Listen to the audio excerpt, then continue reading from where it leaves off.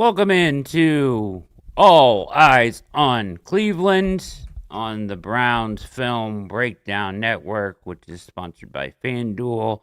My name is Brad Ward. The man next to me is Casey Kinnamon at Case Knows Ball on X. What is happening, big Case dog? Struggle busting it. You know what I mean? Just like the Browns limping into the end of the season. Yep. Very much the same, kind of mirroring each other, bringing that same kind of energy. So,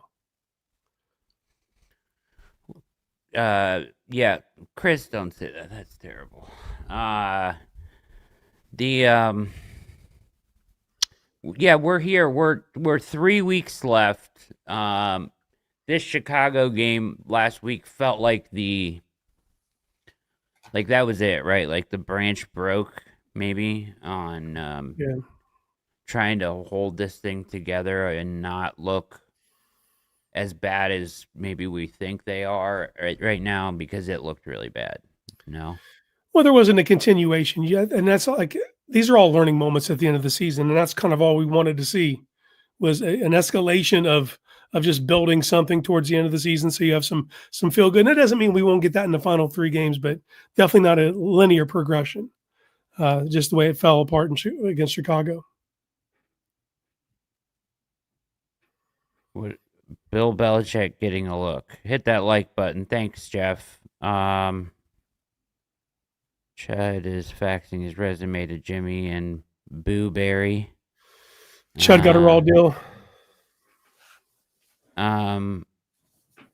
I think that so let's talk about that's where we need to start with Kevin. Okay. So because the show is titled "Is Time Running Out?" on Stefanski and Sanders, and I kind of had this conversation with Peter a little earlier this week on the pod, and I kind of want to get your thought on some of this stuff in one of the articles I wrote about the wide receiver room as well.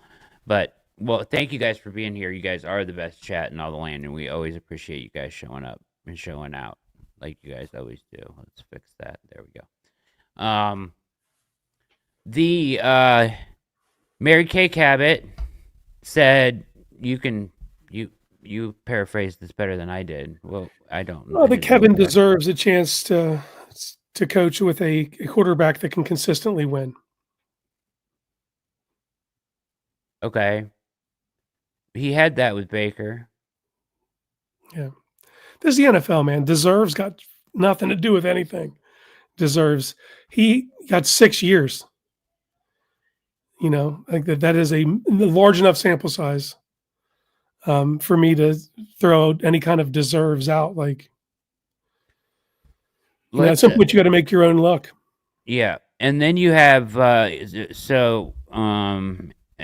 MC says, MKC, the queen, she is correct case. Okay. Somebody needs to explain to me. Deserves. Why would he deserve? Why would he deserve it? Yeah. It does. You're right. Deserves is not the right word to use here. This isn't about deserves. The NFL is a bottom line job. And if you can't produce, then you're going to find somebody else that can. The question becomes like, logistically, can they bring somebody better in? I would say at this point, it's addition by subtraction, just because you need a new voice. Different is better because same is stale. Yeah. And what are we continuing? Like the continuation, if you keep him, what is it you're expecting in year 7 that you haven't gotten for the first 6? Is he going to take over play calling? Are we doing this whole dance? Like if you keep him, are we just restarting this thing? And at one point, it's just Groundhog Day at that point. Out route. Good to see you here, brother. What's your impossible question? Lay it on us. Wait. On pins did and you needles. Already post it? Did I miss it? If you each had to choose between Bubba Patron or one of you two to be the new head coach, which do you think would be better? I mean, obviously Ventrone. Yeah. because he's played in the league and he knows the ins and outs. I mean, I can give you my analysis and my thoughts, but can I command a locker room? Probably Yeah. not very well. Yeah, the practicality of running an organization day in, day out, meetings, all those things, us coming off the couch, it's not the equivalent. It's a And I'm great point. egotistical, but I'm not crazy. Big Case Dog literally has dog in his name, so he might be able to do it. He would be better off than I As would. a mascot, That. I think I'd be better off as a mascot than as a coach. I think I'd be better. I think I'd be better in like I don't know. I'm a glue guy. I'll keep the locker room together. Yeah, you could do that. I'm a vibes guy. Do that. I would feel better in the front office or something, where I could, impose my will. There you go. From outside Affect the stadium. change. Yeah. So I think there is a group here that believes that Kevin should not go.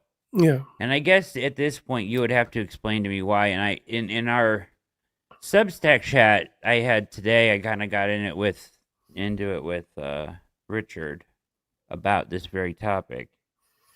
Do you think it's more fear of the unknown though, just because you don't have a clear cut, this guy's a clear successor, this is a better option, so you're kind of living in your fears that you're not going to get someone better than Kevin? I mean, that's some of it, I believe. But like we said, I just at a point where I just have seen enough of what Kevin can do. It's not enough. He just isn't doing it. He just does not provide you, like, there's a bar. He said it the other day in his thing. He's like, there's a standard we play with. Wait, what standard? What standard? And what standard do you hold your offense to? Because substandard. 3 years running, bottom 3 EPA per play on offense. That is a monstrous time frame. They've gotten worse every year since his first year here. Every year over year. The run then even when you take away the play calling duties, what else has changed when you're in the CEO role? It's for me, the lack of accountability by itself is damning. It's just like this is the messaging, this is what we're doing, and this is the standard. This is the standard. Just blow it all up. Yeah, man. Tough, smart, accountable. We looked the other night when we were doing the show. It kind of faded out as Watson came in. That messaging. I chat GPT'd it, kind of like at when did it fade away, and it was like mid 2022. That tracks, doesn't it? Tracks pretty well. Hard to say that when he's your guy, right? Yeah. So, yeah, and I just, it's not anything against Kevin other than, for me, like, he's had enough time, and I think a change is needed to keep the locker room in a healthy place. I think you're risking this getting, like, keeping him into next year feels like keeping Hugh that extra half of a season, right? Like, it's been too long. It's been too long. Too much losing, too long is just a toxic mix. Yeah, you ruin players. These players don't come into the league losers. You know what I mean? They'll come from successful programs, successful individual performances. You get to hear, and then you have enough losing beat into you that it becomes who you are going forward, and you acquiesce and almost accept it. You know what I mean? And it's just, and that can't happen, man. You have too promising of a rookie class right here for me to allow losing to permeate who they are. I thought Judkins had a good quote about, he was kind of like, it feels like he's like, I forget what he said. He called everybody weird as fuck because ASF as in a tweet, because he's like, y'all trying to pin us against each other. Weird. Like, he's He's like, why don't you just stay over there or whatever if you're going to do that? And I agree. That's good. Stand up for, be on your teammates' side. Yeah. Stand up for your teammates. It's a good statement. Like, you know, he doesn't want to go through this, like, every year and continue on. And none of these guys do. But like what they're learning right now, these habits, the way this season ends like this, where none of this matters, feeling around it, and I'm sure it's different for them, and I'm sure it does matter, but like there's a certain degree, as you saw on the injury list last week, of guys that are just gonna kind of fade to the back as the season ends because they're under contract and they don't have anything to prove and they don't want to get hurt and it's cold and none of it matters to them. So like that right there, you're already inviting in a toxic, a bad look culture in just the way one of these season ends. You know what I mean? Yeah, and for these rookies, they've never had that. It's been passion this whole time. Correct. High school, college, and now they're going to get there and they're going to see people who just treat this like a job, clock out, don't care, and they're moving on to whatever their off-season plans are. So it's probably a natural progression for most rookies coming into the league to experience that and kind of be confused by it because it's just more passion in high school and college, and then it becomes your profession. And you want to believe, as fans, we want to believe that the players care as much as we do, and it's very few. Is that the reality of the situation? But for these rookies that still have that passion, you want them to hold on to that for as long as possible. You do. Thursday Night Football is kicked off. They are in Seattle. Yeah? Yes, sir. Interesting. Good game tonight. Yeah, great game. As far as the slates go, man, this is as good as it gets in the NFC right now. Yeah. NFL's wide open. Yeah. Wide open. Yeah, mediocre teams are going to make the playoffs. Yeah. The Chiefs did. I mean, the whole thing with Mahomes and now Minshew. We need Titans to beat them badly. That would help so much. So where Mary Kay stands, and even like our good buddy over at the OBR, Jack Duffin, came out today, and he wants to run it back with Stefanski. I think he probably cares more about Barry than he does Kevin, but he loves this regime, and I get that. I did too, and I still am an advocate, or not an advocate, but I guess I'm okay keeping Barry because he serves as a buffer between the Haslams and critical decision making this offseason. Are you okay with Barry? No. You want him out too? Yeah, I mean, I have an argument for it. Yeah. Well, of course. I mean, it's an easy argument to make. I mean, there's plenty of ammunition there. I understand everybody that wants. Yeah, and maybe I'll feel different after the season ends. But as of right now, I am. You can't be this far along and still be the basement of your division. You just can't. That's not an option, and it seems like you're just assigned to your own fate, and they're okay with it. And if we're talking like soft tanking, where does that come from? That comes from the front office. So if that's what his modus operandi is, I'm good. I'm good on that guy leading anything. But there's also an argument to keep him that I can't make for other people in this organization. Yeah. So here's, and Rich is great. Rich challenges me on this, and I'm fine with that. His question is, his whole thing is about Stefanski, and that, like, basically he should stay because he doesn't have the talent to produce wins, and that it's not his fault, really. Was he disorganized when he had a solid talent, or are they forcing him to tank? They traded Flacco and Pickett, bottom of the roster turnover to save cap room, likely hurt special teams. No, no wins without talent, in my opinion. And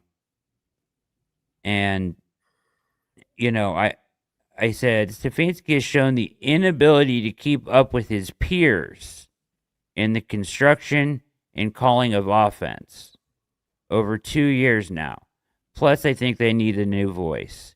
It's not about what's fair or giving him the grace, as they keep saying, right? As Mary Kay said, he should get the same grace that if people are giving Barry or whatever, if they're assuming he stays, right? Yeah. I've heard that. It's about getting this right. And I like Stefanski a lot. Never thought I'd be here with him, but I am. And then Rich says to me, do said peers have comparable O-line, wide receiver, and QB talent? I mean, I've seen lots of beat up O-lines. This is me again. Find a way to mitigate the issues with scheme. I'm just telling you what the tape says. He is very predictable and unimaginative. Lost his fastball. Once again, not saying it's fair, but you can't be in the bottom 3 of the EPA in offense for 3 straight seasons. You're entitled to your own opinion. I thought Stefanski was the answer. He has fallen behind. I wish I didn't feel this way about him, but he has gotten outcoached on a weekly basis. Over 2-year period, time for change, in my humble opinion. Not saying I'm right, just my thoughts. That's not entirely answering the question. He says O'Connell is a peer with a beat-up O-line, but Jefferson is a top 2 wide receiver, and they scored 4 more points than we did. What are the other peers you speak of? And then he said, I said, I don't know. I'm not going to list coaches. And then he said, if you're calling the coach to get fired, you should at least cite these peers who are superior in your opinion, especially to a subscriber. So I wrote them all out. I wrote out everybody basically in the league. I mean, who can you not include on that list? Yeah. McVay, Shanahan, LaFleur, and Sinovich in Green Bay, O'Connell in Minnesota, Ben Johnson in Chicago, Peyton Lombardi in Denver, Jacksonville, Cohen, and Udinsky, the Chargers, Harbaugh and Roman, Indy, Steichen and Jim Bob Cooter, KC, Reed and Nagy, Texans, Ryan and Cayley, Ravens, Monken, Vrabel and McDaniels, New England, McDermott and Joe Brady, the Bills, Clint Kubiak in Seattle, Cliff Kingsbury in Washington, Schottenheimer and Clayton Adams in Dallas, Josh Grizzard in Tampa Bay, Campbell and John Morton, in Detroit, and Kellen Moore in New Orleans. I throw McDaniel on that list from the Dolphins, man. Yeah, and McDaniel from the Dolphins. I mean, how can you not say that those guys have not outcoached circles around him? Look what the Dolphins did after they got their ass beat by us. Yep. Rallied. Yep. The reality of the situation is we're talking about an offensive-minded guy who's had to give up play calling in back-to-back years. You will never find another example of that in the NFL. And it's not like things improved afterwards as far as the other parts of the game. Like when you are, so if he is facing a lack of talent and that's what he can't overcome, then you need to be able to show me that you can coach in the margins and win in those ways. And there's none of that. This is a rudderless ship. It is what it is, man. And there's coaches that get you to certain levels, and then that's all they can do. And then you need another guy to come in and do the next thing. And we've seen this over time through other organizations. His voice is ringing hollow, man. It's not getting the job done. Now I demand an apology. Here's why. Listen, I'm sorry if I was rude to you. I don't think I was rude to you, but he says I yell at him too, so it's all good. Yeah, if I dismiss, it was dismissive of you saying that he should have been fired 2 years ago. I apologize, MC. But 2 years ago, I don't think that it was a good idea. Thank you, Outroute. To be honest, 2 years ago, I don't know if that would have been a good idea because we didn't have the evidence that we have now. It has ran its course. Yes. I mean, that's it boils down to that, man. It's ran its course. Where can he take you? What would your expectations be for him if he comes back? What would change?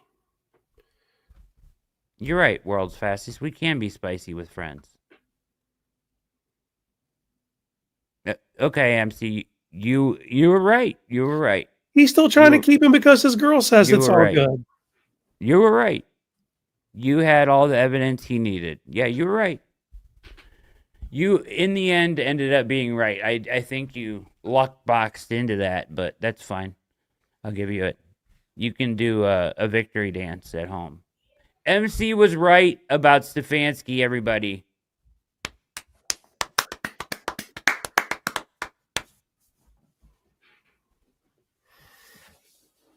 Good job, buddy. Not calling plays, but clearly heavily involved in the offensive scheme and plan. Enough is enough. Yep, I'm there with you.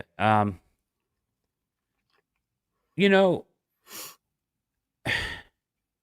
yeah, I just think there's enough guys out there, and I don't want to get into the guys because that's the next show I'm doing tonight. Is we're doing a deep dive into the coaching There you go. guys. So Well, you did mention a name I do want to talk about, even though I don't think he's a candidate because of his yeah, age. yeah, Udinski, man. I could listen to Udinski talk all me damn too. day about ball. I That, want to hire him. He's 29 though. yeah, that's what I'm saying. He's 29, his age. Maybe you can get him on an assistant head coach type maneuver, but like that is a sharp dude, and he's going to have a lot of success in this league. Yeah, At some there's point. lots of sharp dudes out there, but seems like to be like a savant. Feels I like get a lot of McVay from him when he starts talking the passion that yeah, he speaks about the yeah. game with, and it's not about what you know; it's about what you can get your players to understand. And like, I think he's a very good conduit to that. I agree. I couldn't agree more. I've been wanting to talk about him more and more. So yeah, there are guys out there, and it'll be on the pod tomorrow, Chris. Um, and it's not like a live show; it's just what we record when we record for the pod. But there's an athletic article out that lists the top 30 head coaching candidates. I So did not see that. we're gonna go right through it, right through the whole thing, and talk about each of them. So make sure you listen to that pod tomorrow over at Brown's Film Breakdown. Now Shedeur is the other question, Yeah. and what did you think of his performance on Sunday? It's the same. It's just the rebound. We're in this where we're here at the Raiders game, San Francisco. You go up a little bit for Tennessee, and we're back down. We're just riding this wave out. I'll say this: there were certain things that I was encouraged by because he wasn't bailing out of the pockets. He was cleaning some of those things up, but some of the stuff that we were crucifying Dylan Gabriel for is still present. Yeah. Where he's looking down routes, open concepts, not pulling the trigger. Some, no, not a lot, but I'm saying that it's there.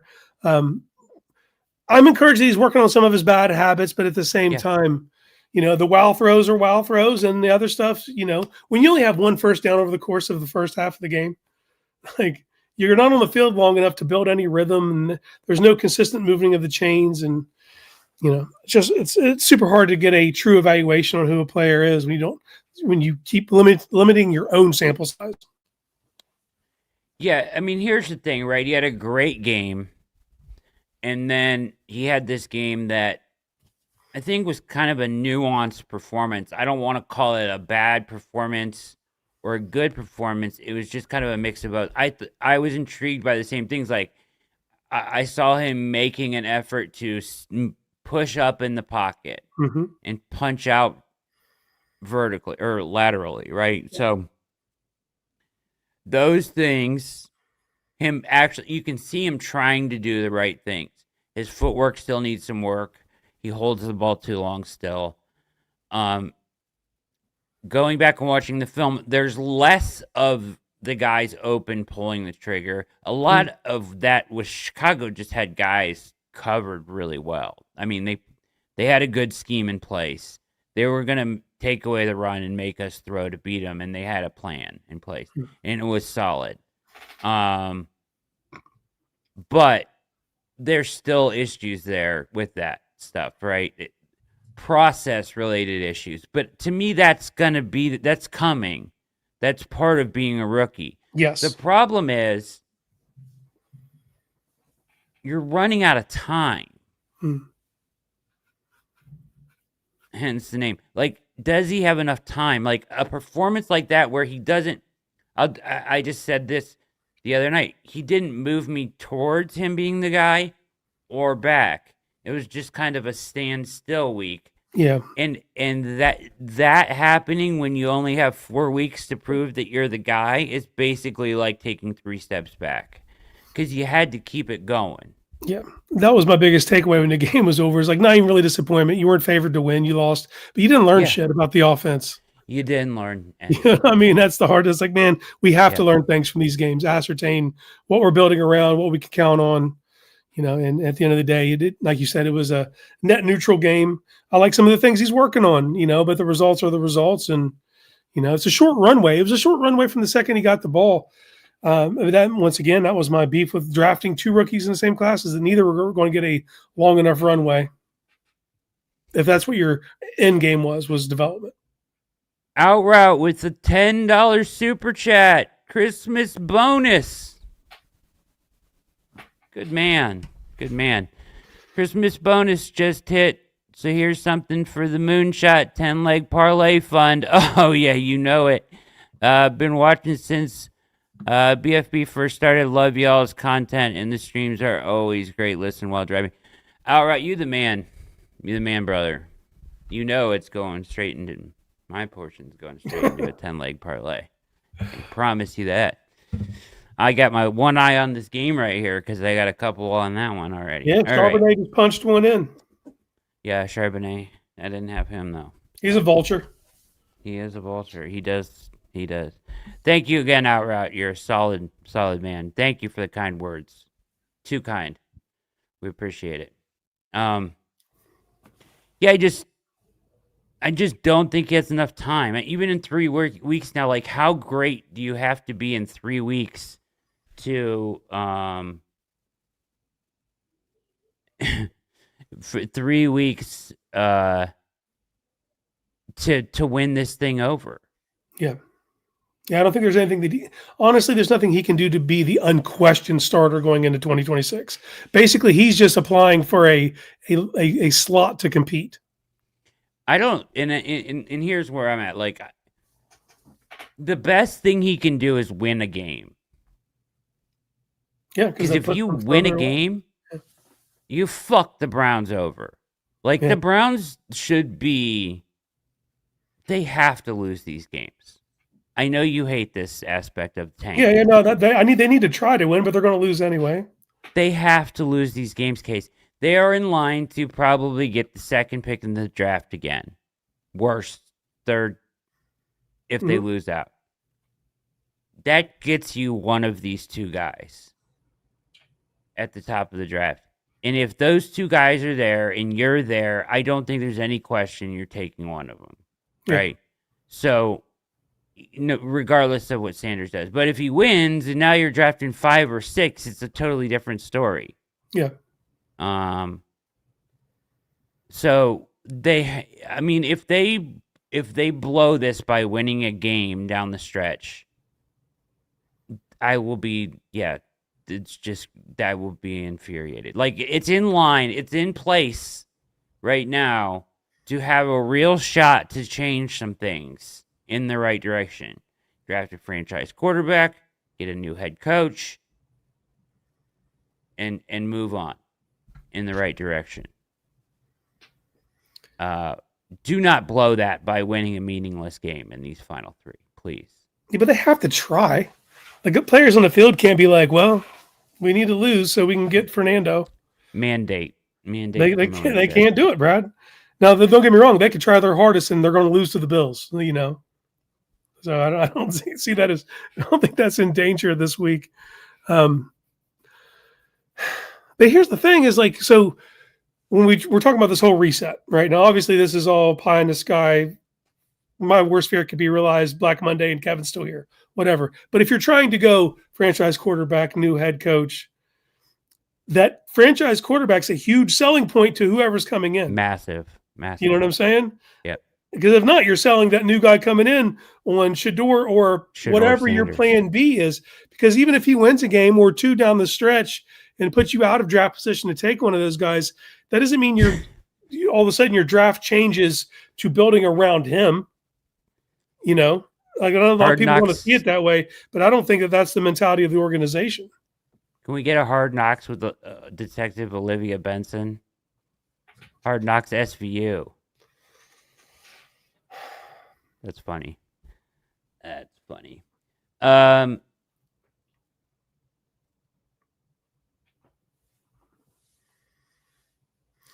Okay, let's listen to this. You guys hold Stefanski's record the last 2 years against him, which include obvious tanking last year. Doesn't make sense.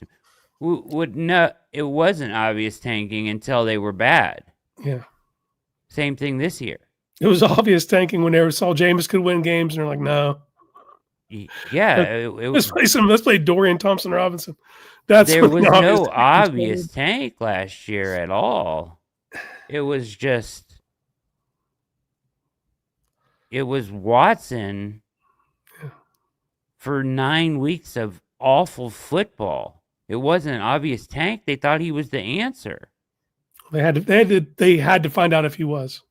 They ran him out there for 5 weeks saying he was their best chance to win when he wasn't.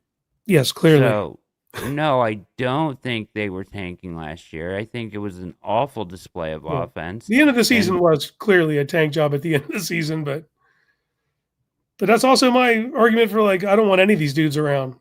I think the losses do matter, and they do make sense because I do think they were trying to win at the beginning of the year. Mm-hmm. So, and if you look at the schedule last year, man, so many winnable games that they just couldn't pull it off, man. And then it became painfully obvious, If they win a game, I would bend the knee and keep KS, but say S Sanders stays. I think if Sanders stays, I don't know who else you're bringing in here besides his father to coach this team. It may have to be Stefanski.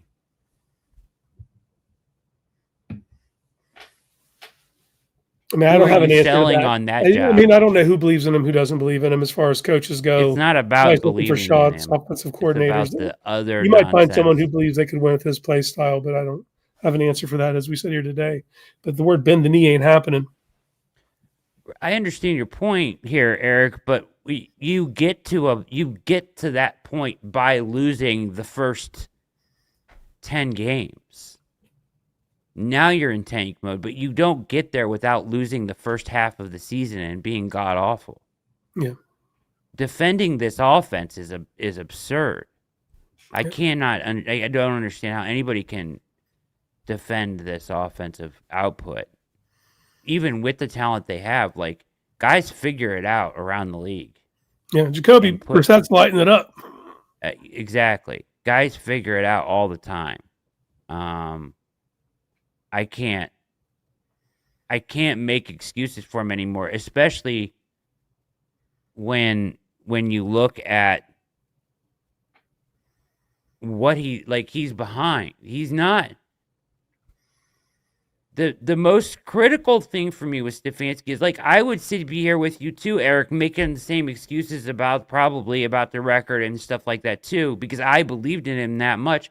But when you go to the film breakdown this year and you see how far behind they are, how stale and simple the stuff they are is running, how uncreative, the run game. They invite defenders in the box and then run into a loaded box. They just do they just do stuff that is not sound. And there was a point where Stefanski was a play calling. He had the groove. He was building stuff off of stuff. He was sequencing plays that made sense. They had an identity. That's all gone. There's no sequencing of plays. There's no there's no innovation, man. There's no innovation. There's no innovation. There's no creativity. And you're running the 2022 stuff. You watch another game, it's like watching a different league. You're they're getting away with running a drag routes and picks and stuff like that to get easy yardage. We don't do any of that. We don't do any of the innovative stuff that's going on around the league. He's behind everybody, in my opinion. Yeah. And if you can look at other play callers, you can't just become married to like an ideology. You have to evolve over time. Right now, if you watch the Thursday night football game, the offense that Sean McVay's running right now is not what he ran in 2019 when they made that Super Bowl run. It's a completely different system now. It And is. it evolved to that over time. It wasn't just, okay, next year we're running something different. It Yep. evolved, and there's no evolution. Like Yep. we are playing catch up. Yeah. It's crazy. Is time management? Yeah. Terrible. Are you? I mean, have you been critical of his time management? I don't know. Clock management? Yeah. Wasting, bad challenges. Like that's what I talk Yeah. about the margins, man. When you're not talented, you have to win on all the little margins, and it's just not been there. There's no point in any game this year that I've given us the edge in coaching. No, we've gotten At no point. outcoached every week. So Every week. You can't like that. I guess that is, you just said it perfectly. Like, there, he does not provide you the tactical advantage or even a competitive tactical plan yeah, it's not even to a keep wash. you in games. It's just you know what I mean? And that is the offensive coach's job, is a week by week basis. Like, we can get them here, we can get them there. This is where we exploit them. We've got this one up our sleeve. We've got this wrinkle if they fall for this, that, the other. And none of that is there. It's just like they're going out every week and running the same in-cutting routes, the And same then route surprise them because the combination. backs are sitting on it. Yeah. It's just a repeat every week. And a lot of people are like, oh, they're throwing this season. Like next year we could just flip a switch and for whatever reason, and it would just No. all work. I don't think that's not how this There works. is a deficient of talent on this offense. There's no question. Yeah. I'm not saying that. No, but that's where your scheme has to matter. That's where it makes the difference. That's where that's like, okay, so even if it's just we can play competitive, it's not even that. Like your scheme doesn't even make you competitive, regardless of the talent. So I wrote about the wide receiver room. Let's get to this then. Can you exist with Jerry Jeudy here next year? Me? Because Jake's point of view on this is he's a loser and he'll never be on a winning football team because he's just a loser and with a bad attitude. Okay. I can't have Jerry Jeudy on my football team for a myriad of reasons, but he's your veteran presence. So all these guys are younger than him. He's the voice. That guy is the voice in the locker room. The guy that does this when he scores a touchdown so the fans can't. Yeah, he don't want to hear your cheers because he listens to your boos. Know that. No, man, like and just stylistically, and I keep saying this, but could we not see it? Shedeur made a baller ass throw, threw the ball to the size of a toaster. Great. And your number one wide receiver tried to catch it with his body because that's what he does. He catches it with his body because that's his playing style. He's not a number one wide receiver, man. Like we've once again, without 6 weeks of Jameis, we're already over this guy. But because of that 6 weeks, it gave you some sort of like glimpse of hope that he could be a number one. He's not. Clearly, he's not. He's not a leader. He's can you count on him? No, you can't count on him. So everybody's like, okay, so he's a 2 or a 3. I don't even want him on my team. Like I prefer an addition by subtraction method and pivot off Jerry Jeudy. Now I know there's a significant amount of dead cap that comes along with that, but like there's no way he's good for the growth of that wide receiver room. No way. No, that's where and that's what I kind of wrote is like he's not your one, so he's got, if you're gonna turn this room over, for me, the culture in this room is so bad this year with drops and effort. Like they literally, outside of Isaiah Bond this past few weeks and maybe Malachi Corley in the run game extension, they have done nothing over expected. Like there's like, who is that?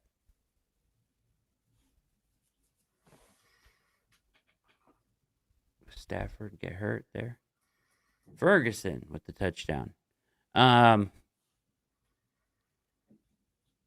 penalty. I think they're calling it back. Call it back, baby. We don't want that touchdown. We need somebody else to get it. Oh, McVay's pissed. I love it. All right. What was I saying? Outside of Bond and Corley, nothing over expected. Nothing over expected. No good. I'll give Fannin. The tight ends are your different. number one wide receiver. That's the insane. tight ends are different. They have provided over expected, but like at wide receiver, have we seen anybody go up and make a great catch and run or anything outside of Bond beating guys deep? Mm-hmm. Nothing over expected from the wide receiver room all year. Yeah, nothing.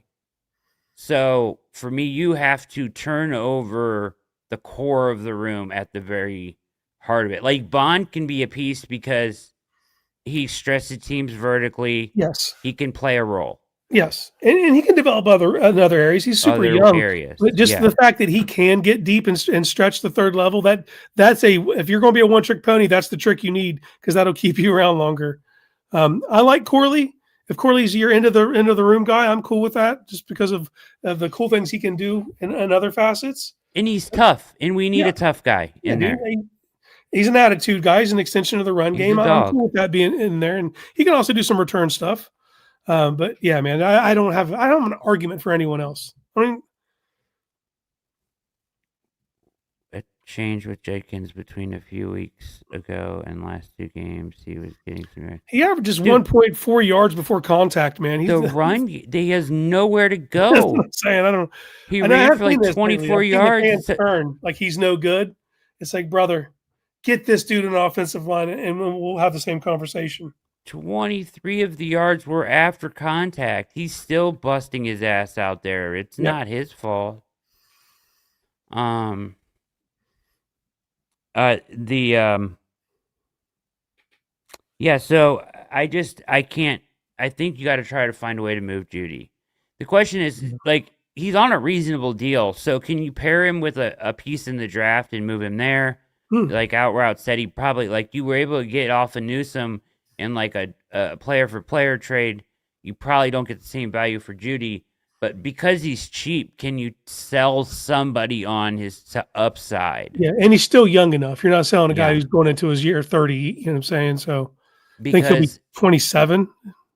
How do you remake this room, right? Yeah. So say you keep Bond and Corley, like we're saying. I think you have to bring Tillman to camp, but I can't count on him at all. No. But I'll bring him to camp. And then I think you have to, at worst, you're using your second round draft pick on a wide receiver. At the worst. I'm taking the same approach they took with running back last year. Yeah, I think you got to walk away with two. Okay. You got to walk away with two. And one needs to be a high-end proven. So, no less than your second round pick, no less than that. And then maybe you take a height, weight, speed traits guy later to pair with that. And then you got to go in free agency and you got to go get a solid veteran. They're not going to be a one or a two, but someone that can be a voice in the fucking room. Yeah. Like I said, like I was looking at the list the other night. Like you can't get a high-end guy, but Alameda Zacchaeus, bring in Zacchaeus as a NFL wide receiver that you can just add to the group. He adds some depth, he adds experience, he's played in a couple different offenses, and he's produced some. Like, I would love that guy, right? As just a piece. He won't be expensive. You need a pro. He's a pro receiver who can help in the meeting rooms and and then I would say that overarching all of that, I want Barry to make a trade to bring in a hired gun receiver. Yeah. I think there will be guys on the market. This is what he's good at. You can't roll the balls out there again and lose all these games again. So you're going to have to remake this room. And for me, that requires a big time trade. Yeah, you're getting zero pushback from me. I mean, it's all facets. It's you need to get a steadier hand as far as a voice in the room, and that's going to happen through free agency. Trade for a high end that someone's probably given up on, or doesn't want to pay, or that's the thing about it. If you look in this league, man, there's no one's coming off left tackles, no one's coming off quarterback. You can get receivers, dude. Like receivers move all the damn time. So find your market there. Find someone with enough upside that they can at least be a de facto one for the time being while you develop these younger guys. Well, your second round pick or first round pick or however you work that, get up to speed. So, yeah, all hands on deck, man. Every facet.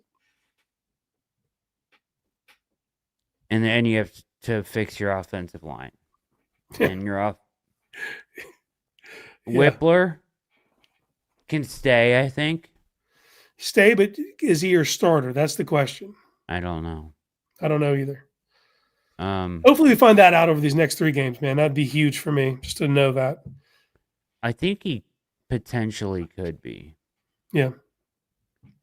If you really if he made was willing to make a commitment to stay in Cleveland this offseason, what Nick Harris did that year, and work his ass off, I think maybe he could do it. Because I think he's good enough to handle the bill. For me, it's mentally, it's the checks and this might change with the new regime, the responsibilities that they give a center. But in this offense, the quarterback's not making all the checks.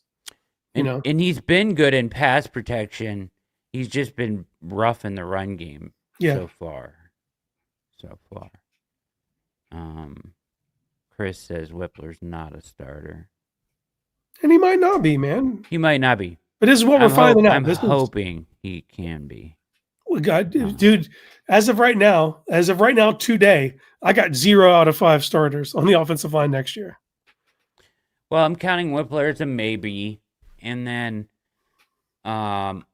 would you bring Jenkins back as a starter at guard? Can he start at guard for you? Yeah, but that's an injury-prone dude.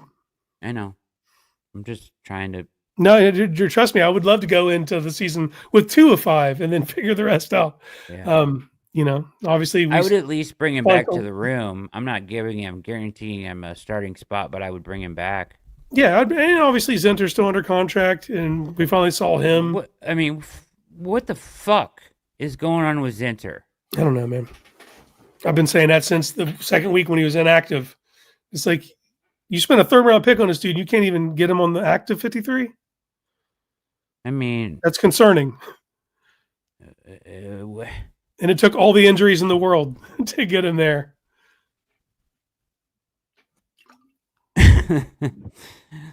I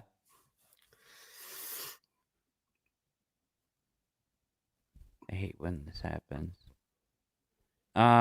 Okay. So I think that best case scenario you keep a couple guys around, but really you don't have any guaranteed starters. So no, because you can't count on DeWand, obviously.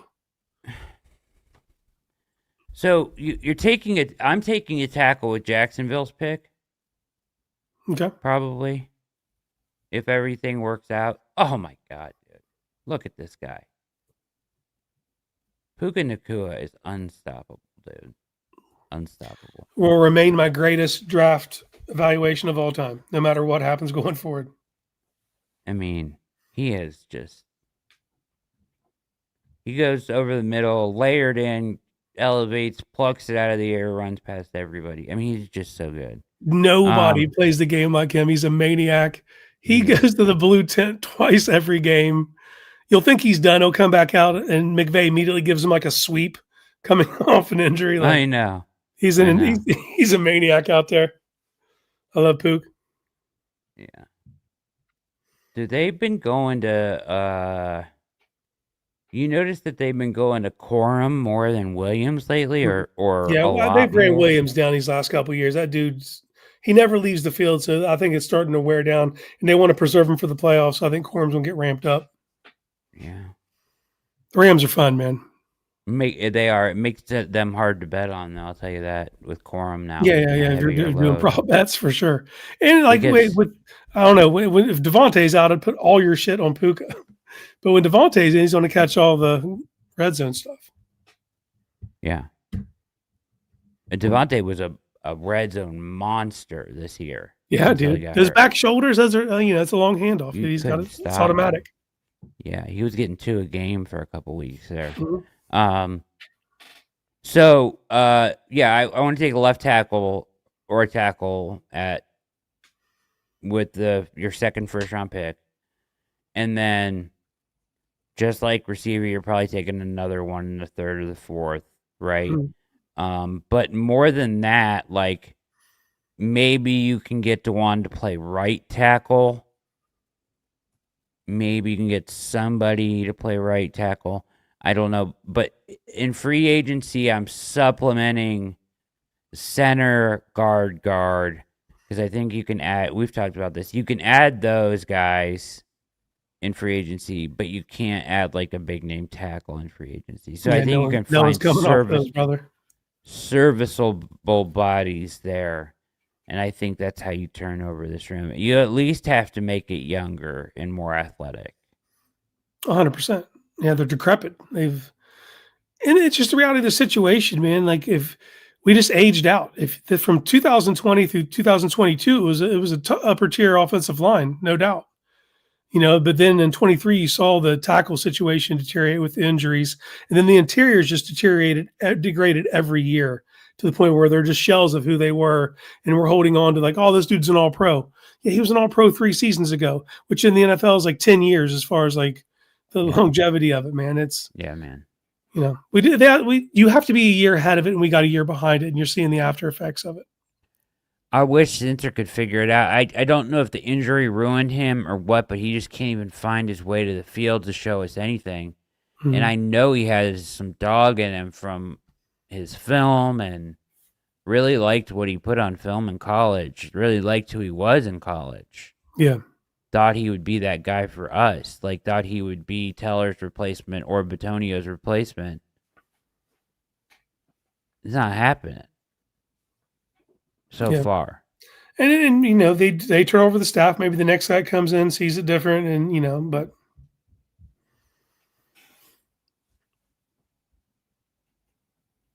yeah. Oh no, guards do, man. Guards hit the market because there's an influx. This is a huge year for guards in the draft. It'll push some other guys out.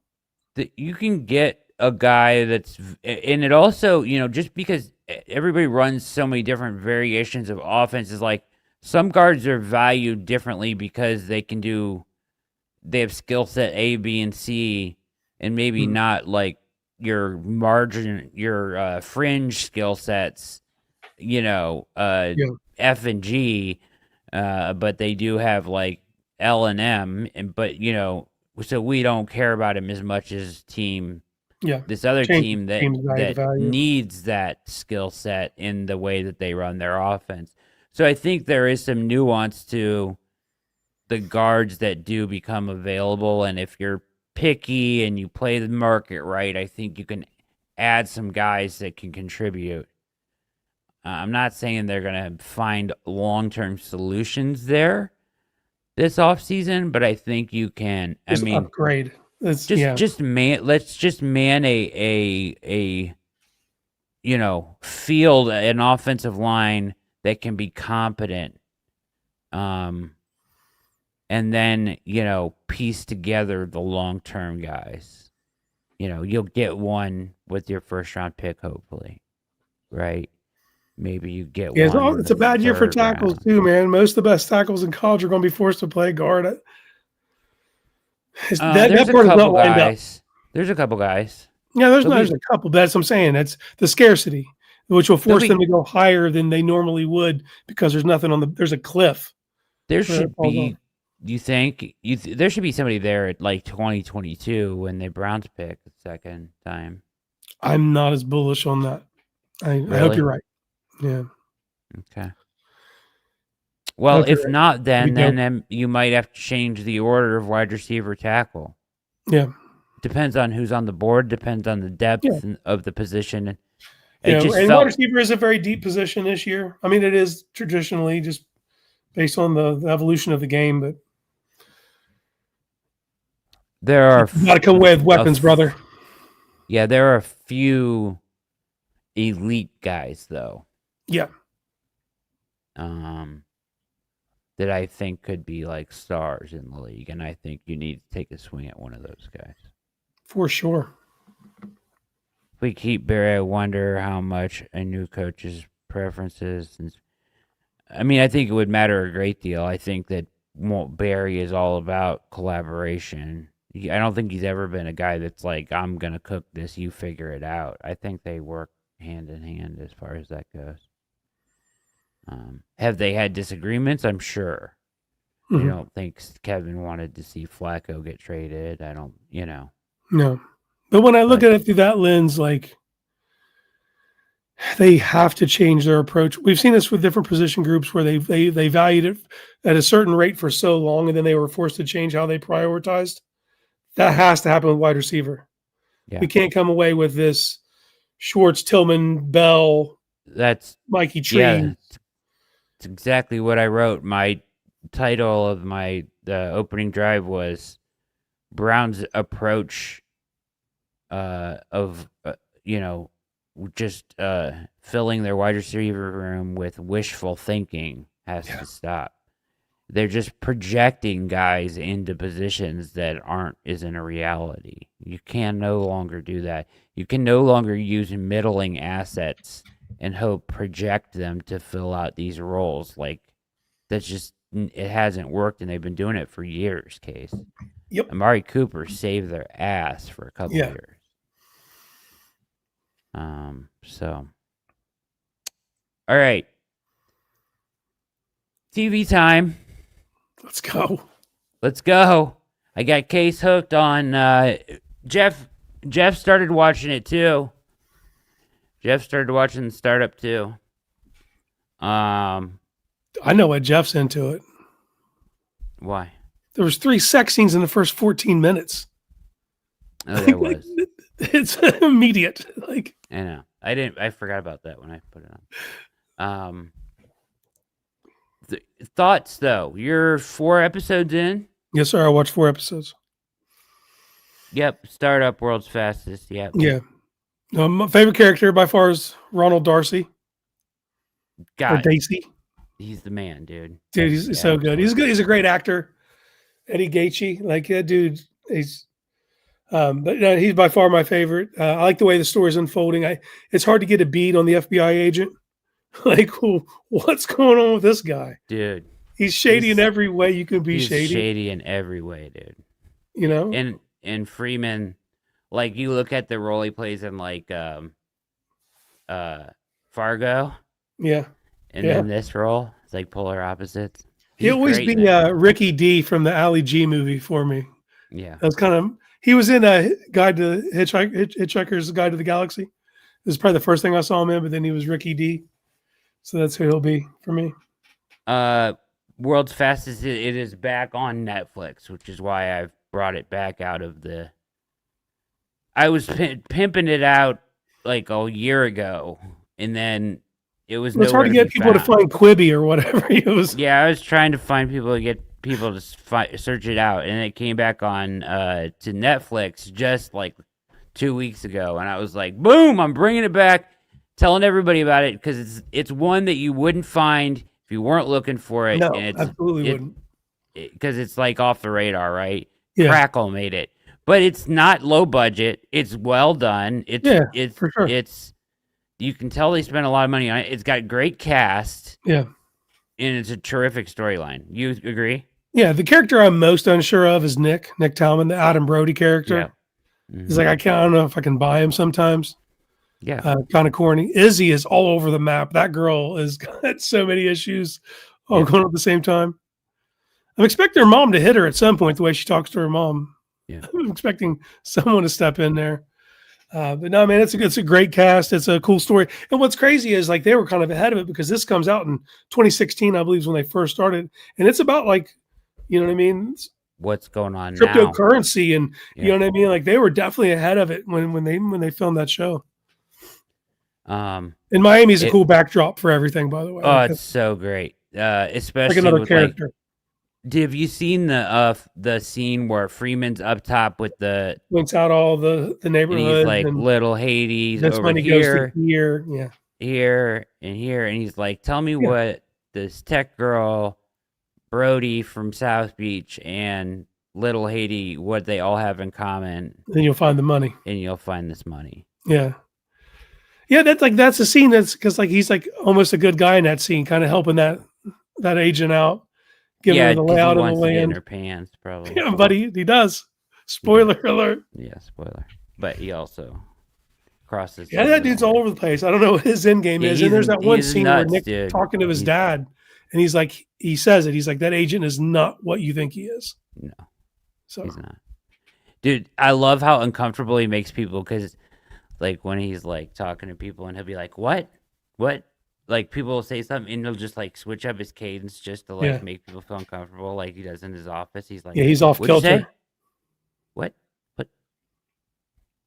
Where he like says he'll take him fishing, and he's like, "Yeah, I would love to," and he's like, "What's that now?" Just like throw, you know what I mean? It's just like, yeah, he had Brody, Nick Talman, 1 foot off the merry-go-round. That whole conversation. It reminded me of the American Psycho. The first time Patrick Bateman meets Willem Dafoe's character. Mm-hmm. It had that kind of feeling to it. It's like, I can tell you're hiding something. Yeah. Like, I don't know about you. Anything else on your radar? No, I did watch the last episode of Stranger Things, the episode 4. The next 4 didn't come out until Christmas. I think I'm waiting for them all to come out. I'm just not. I like the show. I've liked it less every season.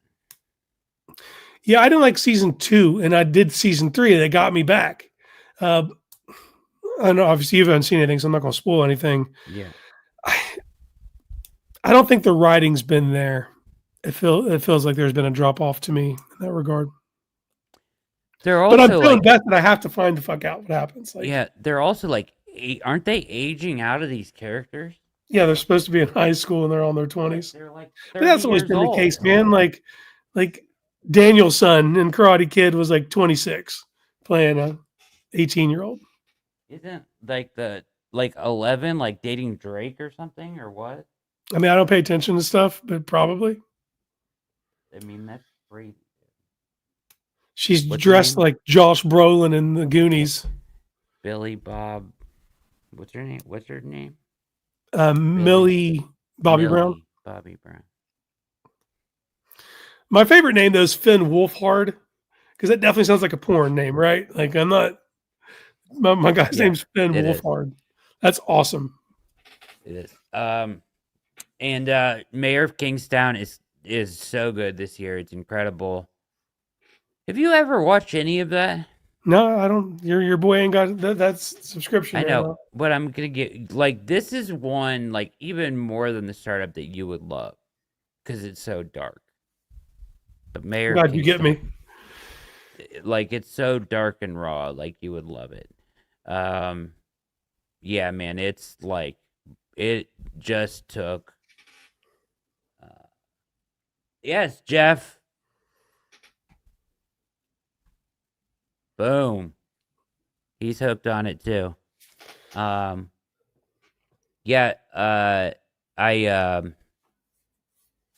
Mayor of Kingstown, last episode was hardcore, dude. Like, as hardcore. And this show gets pretty deep hardcore. It took it to another level last episode, so and Landman is really good too. If you're watching Landman, it's excellent. So well, my goal this week is to get a few more episodes of Startup in, and then I want to watch Wind River.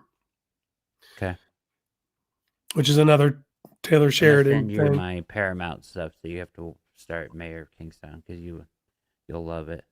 All right, well, let me get through let me get through the first season of Startup. All right, yeah. I'm gonna let you get through all of it. There's no rush. We're not going anywhere. All right, time to get out of here. You guys, you got any parting words? Feel better, brother. Feel better. Yeah, I'm trying, man. It shifted last week when I was here. It was a viral pneumonia, and then I got the medicines in me. And got better in the time that you've been sick the whole time. Well, and yeah, this sickness has changed. Then it went up. Usually, for me, it starts up here and drains and it becomes in my chest, and then that's the whole thing because I have a condition. But this one's went the opposite, and then after the pneumonia went away, something came in my head, and I got like a pause. And I'm on Sudafed right now, like full time, trying to relieve the pressure from my face. And you can hear it in my voice, or it's settling. But I didn't have a voice 2 days ago, so this is progress. You might be able to see it on my eyes a little bit, but I woke up with my face like super puffy, like 3 days in a row. Looked like somebody beat me. But you got a Like food allergy? What's happening? full on swollen from my sinus infection. Ooh, that's so nasty, man. And down here, the weather's changing. Like it's real cold in the mornings, but warm in the afternoons. Which I know you guys are hearing that up there, and no one to hear my complaints about 57 degrees in the afternoon. But in the morning when it's 22, that difference is it's doing a number to me. And Chris brings us up, and listen, we'll find a way to get in a show. Brad, we'll find a way to get in a show somewhere in between. Okay. Right? We won't go full 2 weeks off. Okay. Deal? 100%. Like a Friday or something, or we'll figure it out. But we'll let you know ahead of time. We'll get in a show because if we do that, by the time we come back, all the shit will have gone It'll down. be over. Yeah. It'll all be over. Yeah, just the way Thursdays are falling, Yeah, so we will, and they're gonna fall on. It's gonna fall on Christmas and the New Year's, and the college football playoff starts tomorrow night. I mean, yeah, dude, shit. Ramp up. So if I do have parting words, man, enjoy this. I know the Brown season's not went the way we wanted to, but there's gonna be a lot of dope football over the next 2 weeks, man. Buckle up, enjoy it, and not everything that you watch has to be a referendum on the Browns. Separate that. Don't let that misery into your life. Just enjoy good football for good football. Good football. Yep. There's a good game on right now, and man, the playoff is going to be so fun tomorrow night. I think Alabama beats Oklahoma in Oklahoma tomorrow night. By the way, I'll be dope. I'll have a rather large wager on that one.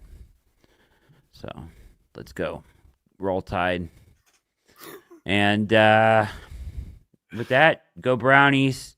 Hope everything falls their way down the stretch here, which means they need to lose. So, good. World's Fastest wants to write down Goosby is the offensive left tackle of choice for the second pick in the first. Okay. Okay. All right. Duly noted. And Outroute, thank you for your kind donation, sir. You're a gentleman and a scholar. And thank you guys all. You guys are the best chat in all the land. And thanks to Brown's Film Breakdown for letting me and Casey find a new home here. They've been oh so kind. And the RSS feed is literally in the works. I sent the cover art over to Peter today. I just have to shoot a trailer, send it over to him. And so there will be the podcast version available on audio coming. So it's in the works. So I promise. I've gotten several requests like, where the hell is this? Yeah, we're ruining all people's commutes by not being able to listen to our TV talk. The RSS feed is the podcast version, World's Fastest. The podcast feed. It means it goes out to Apple, Spotify, all the rest of them. So, all right, guys, happy holidays. No matter what you celebrate, I hope you have a good one with all your loved ones, and stay safe, healthy, and happy. And we'll be back at the midpoint of the holidays at some point, and then again after it all. And as we close in on what hopefully is the turning point for this organization. We've said that before, and we'll say it again until it happens. Manifest. Manifest destiny. For Casey Kinnamon, Big Case Dog, I'm Brad Ward. This has been another edition of All Eyes on Cleveland. We